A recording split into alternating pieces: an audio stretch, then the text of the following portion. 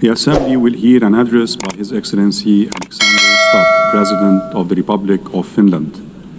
I request protocol to escort His Excellency and invite him to address the Assembly.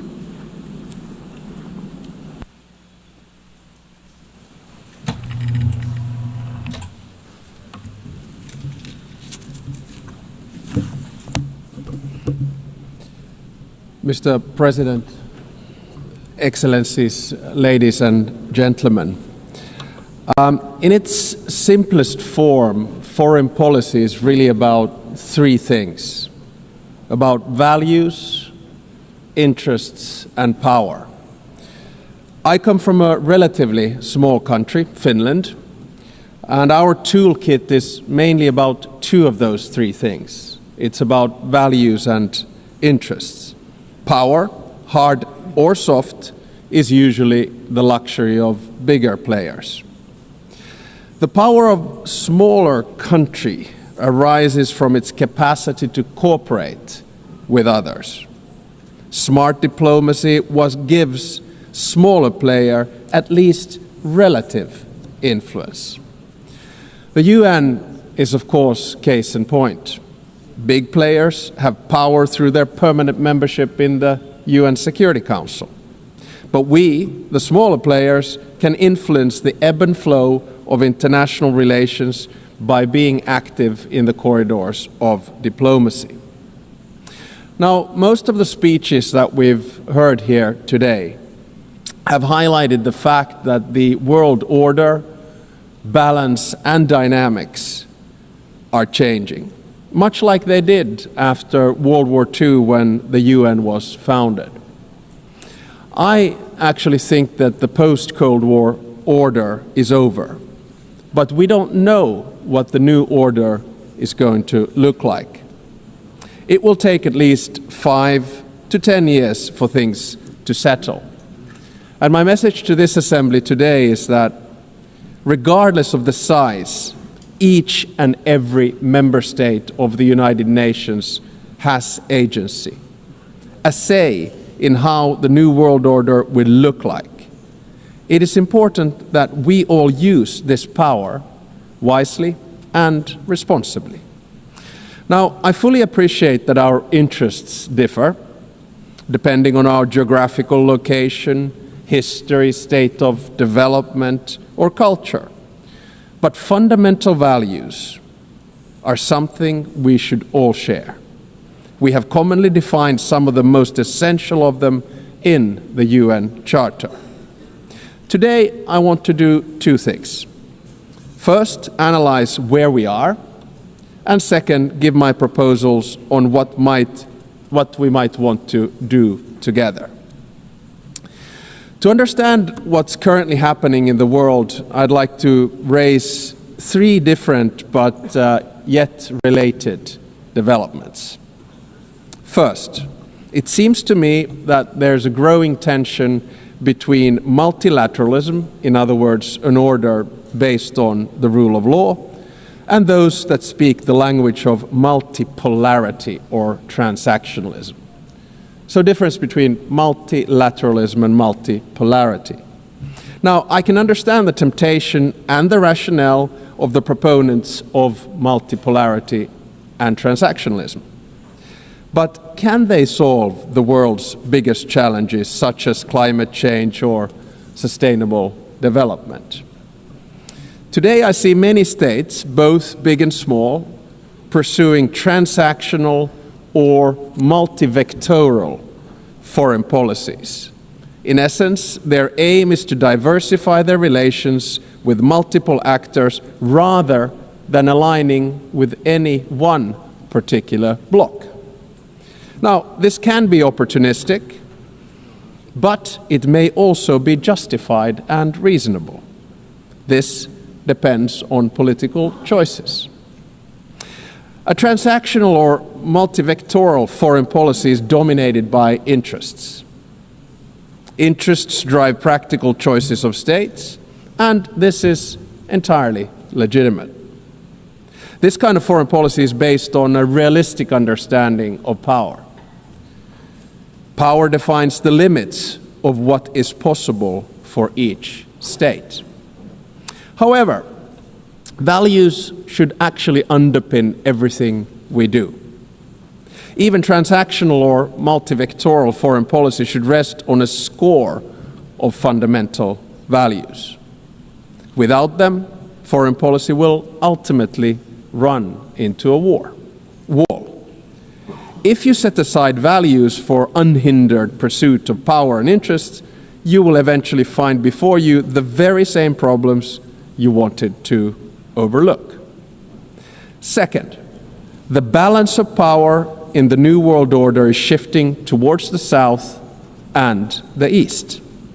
Many countries, especially in Africa, Asia, Latin America, are becoming or have become key players in determining the direction of the New World Order.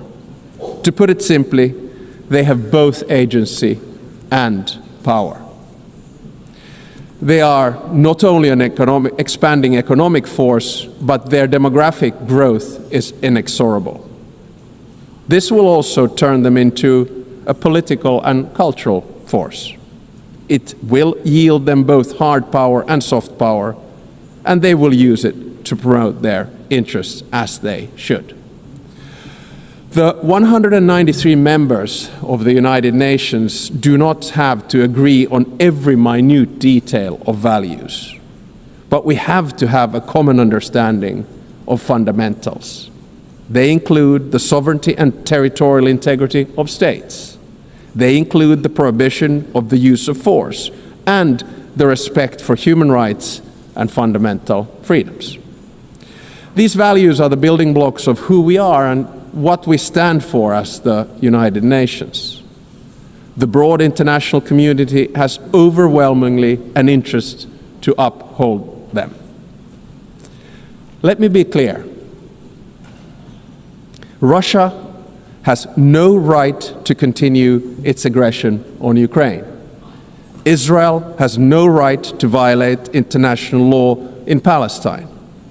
States have no right to use Sudanese or Congolese territories to fight proxy wars for their economic or strategic self-interests. I urge us all to heed this message of the international community and act accordingly. War is always a failure of humanity. It is a collective failure of our fundamental values. It is a failure of us as human beings.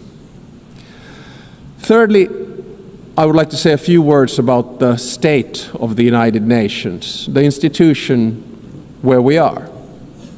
The UN was created to maintain and promote peace, stability, development, and friendly relations among nations.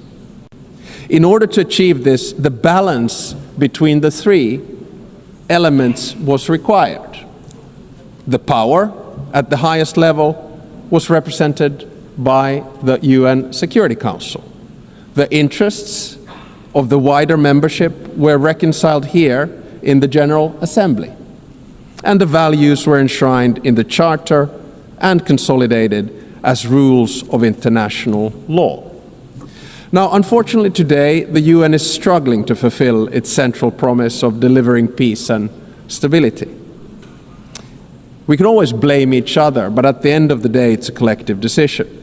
Countries have increasingly taken the liberty to break the rules of international law and to use force against other people's territories and suppress other nations. The United Nations of today does not sufficiently reflect the realities of the balance of power. All too often, it fails to serve as a forum for the coordination of interests, and the values at its core are too often not respected in good faith. We all want to have the freedom to make choices and a possibility to influence the world around us. Today, many countries are seeking answers in multipolarity or transactionalism. If the UN fails to deliver, this trend will accelerate. So, let me sum up in the terms of the three pillars: values, interests, and power. Our values can divide us. Fundamentally, however, They should unite us around the basic principles of humanity, the rule of law, and the prohibition of aggression. Our interests differ, and it's only right that we promote them. However, our choices have consequences. Opportunism will eventually be forced to confront the problems it tried to ignore. Power will constantly seek a new balance. We must adapt to change. Nevertheless, we should not allow the rise of hard power to blind us. The power of legitimacy, integrity, and rules will remain strong.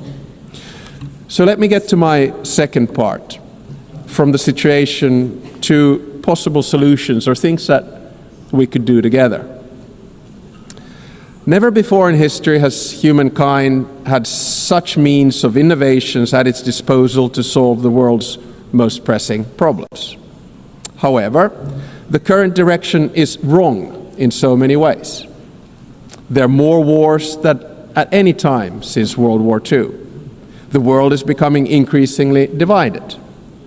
And so are our societies, and the measures to deal with climate change and sustainable development are lagging behind. In different parts of the world, we're witnessing immense civilian suffering and blatant disrespect for humanitarian principles. For me as a Finn, Russia's war of aggression in Ukraine not only reminds me of our past, but is directly linked to the security of the part of the world where I live. On the other hand, there is aggression and total disregard for civilian life, and an attempt to undermine the fundamental principles on which the international order is based.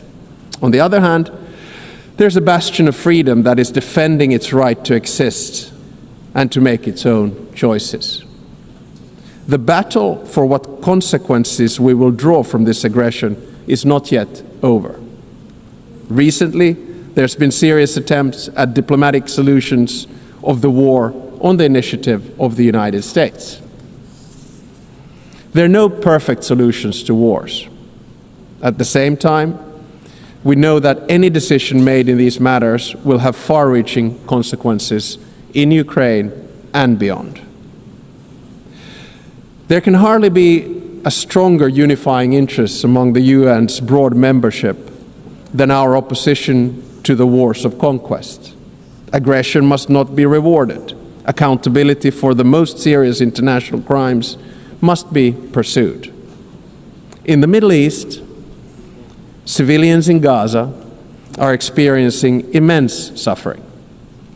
The deepening humanitarian crisis has reached unbearable levels and represents a failure of the international system. At the same time, Hamas continues to hold the hostages it has taken, and many have already lost their lives. An immediate ceasefire is needed in Gaza. That has been reiterated from this podium many times today and yesterday.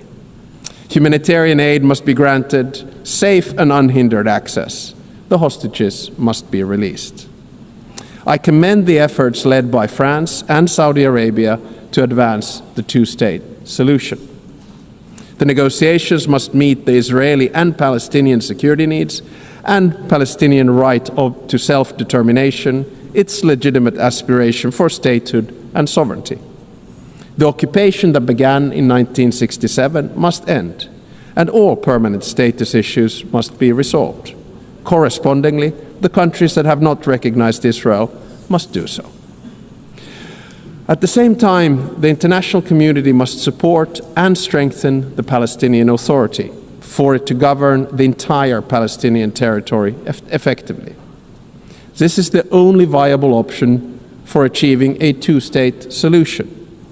A stable Palestine will also significantly benefit the security of Israel. In many parts of the world, conflicts are raging, causing immense suffering locally, instability regionally, and reverberations globally.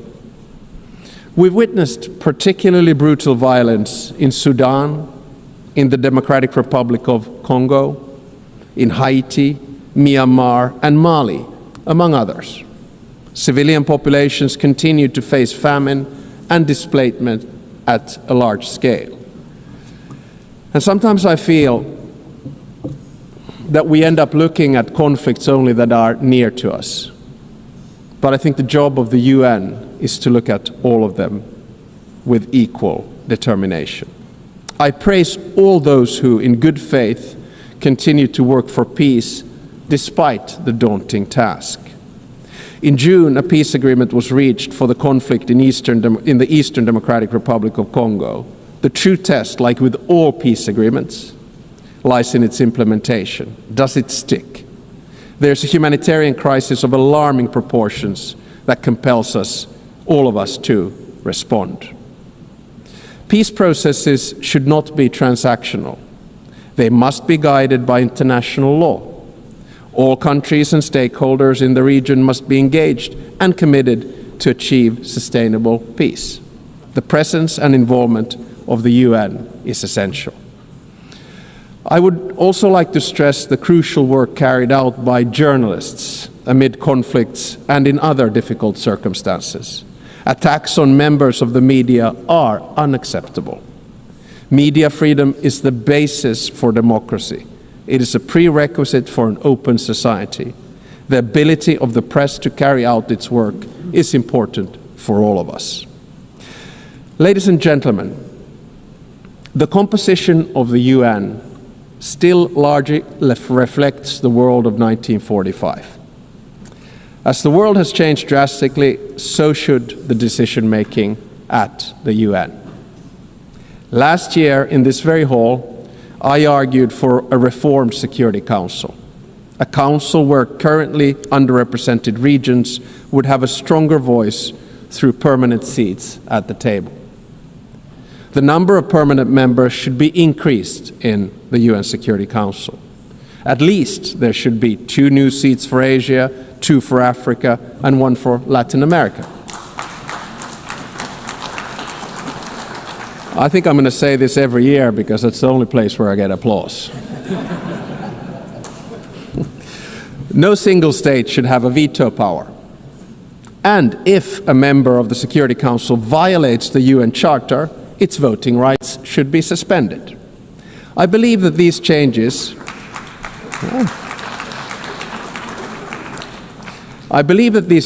at the top of the UN are necessary in order to maintain the UN's central role in international relations. At the same time, a more comprehensive reform of the UN is needed. I commend the Secretary General for his UNGA80 initiative, and I encourage him to take bold and ambitious action.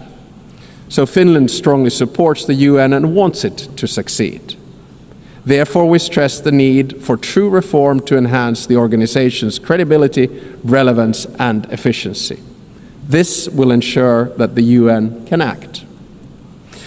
The UN needs to focus its efforts on its most important goals: ending and preventing wars, protecting human rights, and acting as a catalyst for sustainable development. And also, we need to get the UN back into peace mediation. I would argue that one of the reasons that we have so many wars right now is that the UN is absent from peace mediation. No other organization can offer the legitimacy comparable to that of the UN.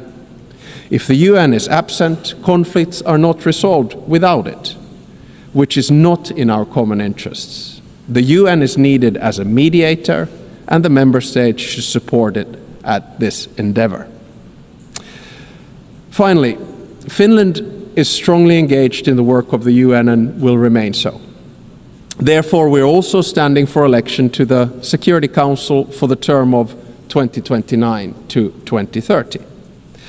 Should we be elected, Finland pledges to be a principled and pragmatic partner for peace. We are principled in our commitment to international law, with the Charter at its core. We are pragmatic in seeking solutions that truly advance international peace and security, recognizing that progress is often incremental. At the outset of my speech, I said that each and every one of us has agency, a say how the new world order will look like. We want to be able to make our own choices and have an impact on the world around us. Nelson Mandela saw truth and reconciliation as the only hope for nations that are bitterly divided. The same applies to relations between states. We should learn from history, but always look to the future, bearing in mind that our decisions will shape it. Thank you very much.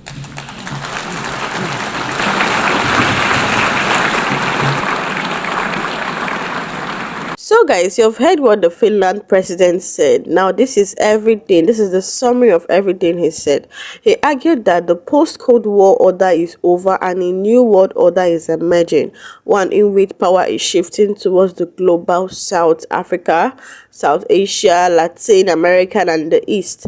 Every UN member, according to what he said, is small or large, has small or large responsibility in shaping this emerging order and must act wisely. Now, he also talked about support for UN reform and relevance. He emphasized that the structure of the UN still largely reflects the world of 1945, which is no longer adequate. He called for major changes in the Security Council. He said at least 2 each for Asia and Africa, 1 for Latin America. He said no single state should keep veto power. He said if a Security Council member violates the UN Charter, its voting right should be suspended. He urged that UN reform not be cosmetic but substantive, restoring credibility, relevance and efficiency so the UN can act meaningfully. He also talked about conflict, law and humanitarian concerns. He condemned Russia's aggression in Ukraine, saying Russia has no right to continue the war. He also criticized violation of international law in Palestine, Israel, calling for an end to occupation since 1967 and supporting a two-state solution. He urged the international community to support and strengthen the Palestinian Authority for it to govern the territory and facilitate a stable peace. And also in other conflict zones, he stressed that peace agreements must be followed by their implementation and conflicts should be resolved through law and not power play. He highlighted the sufferings of civilians globally, increasing divisions and the UN's failure in delivering peace and stability in many cases. He defended the role of journalists and press freedom, calling attack on the media unacceptable and media freedom foundational to democracy. Finland President Alexander said that Finland intends to run for a seat on the Security Council for 2029 to 2030 and pledges to act as a principled and programmatic partner if elected. He also reaffirmed Finland's strong support for the UN and encouraged bold, ambitious action under the UN's UNGA80 initiative. He also said that Finland will continue engaging robustly in peace efforts, promoting international law, human rights and sustainable development. He invoked the idea that all nations have agency and a role in shaping global outcomes. Quoting Nelson Mandela, he urged dialogue, reconciliation and learning from history while actively shaping the future. He stressed the international relations should rest on 3 pillars: value, interest and power, and that principles like sovereignty, territorial integrity, human rights and prohibition of force must be non-negotiable. So guys, having heard all this, what do you think about this headline? Guys, drop a comment below. Don't forget to hit that subscribe button, like and share this video. Thank you for watching.